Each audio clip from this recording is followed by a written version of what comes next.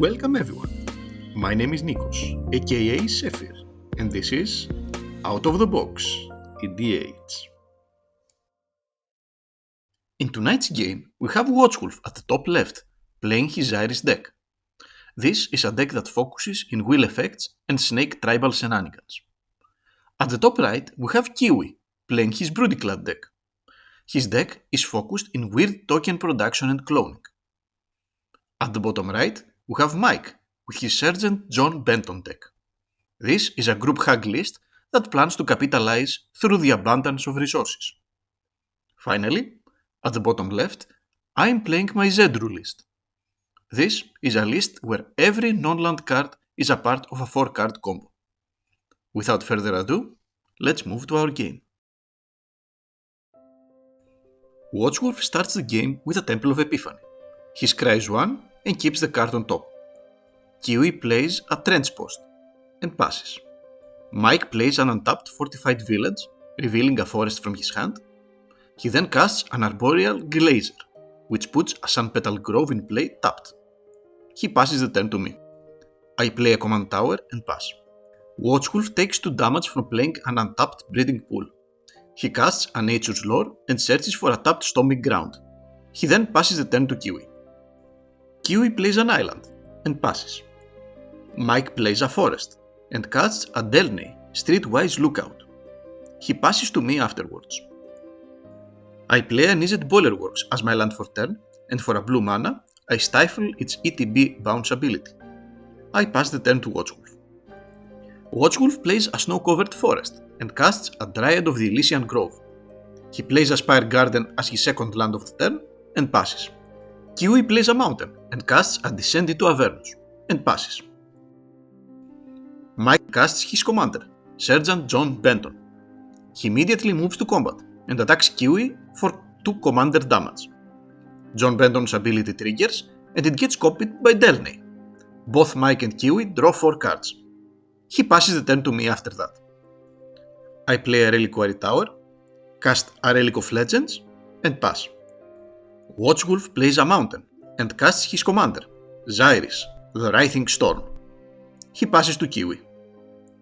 At the beginning of Kiwi's turn, Descent into Avernus triggers. Everyone takes 2 damage and 2 treasures. He plays a Glimmer Post and gains 2 life. He casts an Extravagant Replication and passes, discarding 4 cards to hand size. Mike plays a Plains and casts a Tempt to Discovery. Everyone gets tempted. I search for a Mutavault, Kiwi for Cloud Post, Watchwolf for a snow-covered island, and Mike for Command Tower, Reliquary Tower, Tyrant Sanctum, and a Plains. He then casts a Collective Voyage, choosing to pay 2 extra mana. I join him and pay another 2 mana. Thus, we all search for another 4 basics and put them in play tapped. With 3 mana, he plays Glance the Bestower. He moves to combat and attacks me with his commander. Once more, he will deal 2 commander damage and will make both me and Mike draw 4 cards through Delney's copy of the trigger. This will make Watchwolf's Xyris create 8 snake tokens. Mike moves to his end step where Glance triggers. He chooses to get 2 treasures, Kiwi to draw a card, and for me to put 2 +1/+1 counters on a creature I control. I respond to that and I cast a Valley Flood Caller. Then Glance resolves and his ability gets copied by Delney, giving 2 more treasures to Mike, 1 more card to Kiwi, and 2 more +1/+1 counters to my Otter, but I personally missed that. Also, Watchwolf creates another 2 snakes. Mike passes after that. I play a Griffin Canyon as my land for turn. Not wanting Watchwolf take the game and live with it, I cast a Gilded Drake and I target Xyris. In response to that, Watchwolf casts a Horde of Calling, where X equals 4. I also respond to that and cast a Return the Favor, choosing to copy the Horde of Calling. My Horde copy resolves, and I bring in a Sakashima the Impostor, copying Xyris. To my surprise, Watchwolf did not bring something to protect Xyris from my Drake, and he just brought a Whirlpool Warrior, in hopes for a response. When Whirlpool Warrior enters play, Watchwolf reshuffles his 5 cards in his library and draws 5 new ones. my Xyris will create 5 snakes from that. No responses and Gilded Drake resolves. I get the original Xyris as well. With 1 mana, I will turn the Mutavault into a creature, and for 3 mana, I cast an Inherited Envelope. Floodcaller triggers and untaps my Mutavault. Envelope resolves, and with his ETB, turns my Floodcaller into my Ringbearer, and more importantly, a legendary creature that can also get tapped for mana with Relic of Legends. I use Relic to tap the Otter and my Mutavault for 2 mana, and with 1 more, I cast a Sunbird Standard. Floodcaller triggers and untaps both itself and Mutavault. I play a Heathline Rope, using my Floodcaller and Mutavault. Floodcaller triggers, and they both get untapped. I will cast an Azor's Gateway, again using Floodcaller and Mutavault, and once more, they will both get untapped afterwards.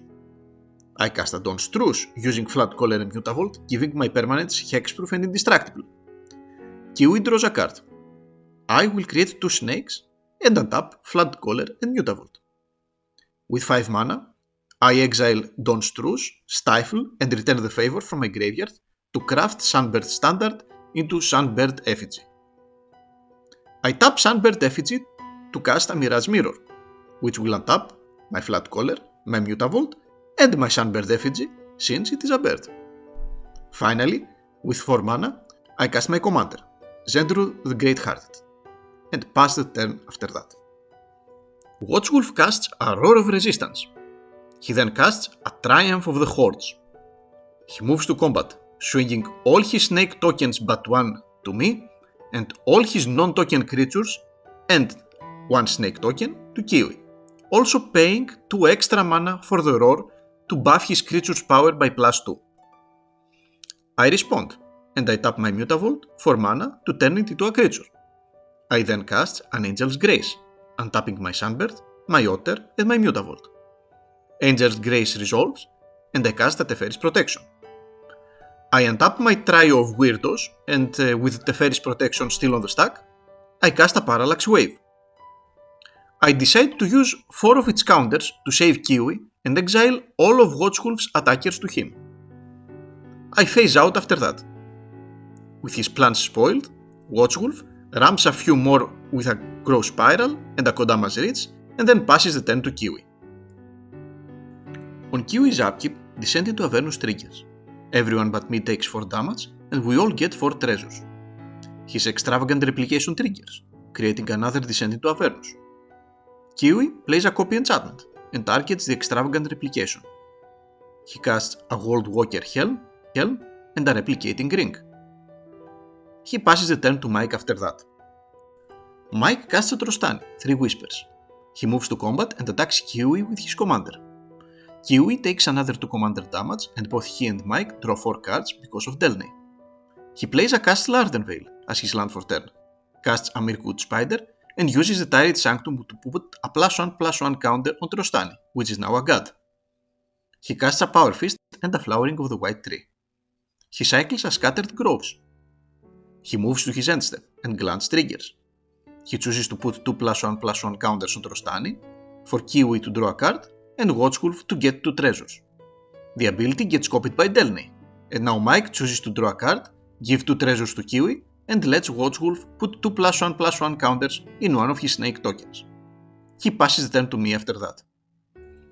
At the beginning of my upkeep, Zedruu and Parallax Wave trigger. Mike is quick to react by casting a Prize Fight, targeting Trostani and my Otter. I respond by removing Parallax Wave's last counter, targeting Floodcaller. Floodcaller gets exiled, and the spell is fizzled. Zedruu trigger resolves. I draw an extra card and gain an extra life. Parallax Wave trigger resolves, and it gets sacrificed, returning Watchwolf's Whirlpool Warrior and Rind of the Elysian Grove in play, and also my Valley Floodcaller and my Gilded Drake.